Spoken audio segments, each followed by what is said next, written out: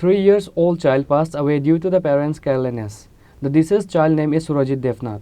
Father is Kamal Devnath. Incident happened in Konavar GCS area under Madhapur police station on Saturday morning. According to the details of the incident, it is known that on Saturday morning, the family of Kamal Devnath left the 3-year-old child alone in the house courtyard for playing as they were working. Meanwhile, they suddenly started searching for the child after it went missing. Later, they found a 3-year-old child, Surajit Devnath, floating in the water near the house.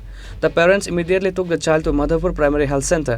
However, after examining the child, the doctor declared the child dead. ইমার্জেন্সিতে একটা patient নিয়ে আসা হয়েছে। একটা 3 বছরের বাচ্চা সুরজিৎ দেবনাথকে ইমার্জেন্সিতে আনার পরে আমরা পরীক্ষার পরে দেখতে পারি যে জলে পড়ে পুরো মুখে দিয়ে নাকে দিয়ে জল বেরোচ্ছে।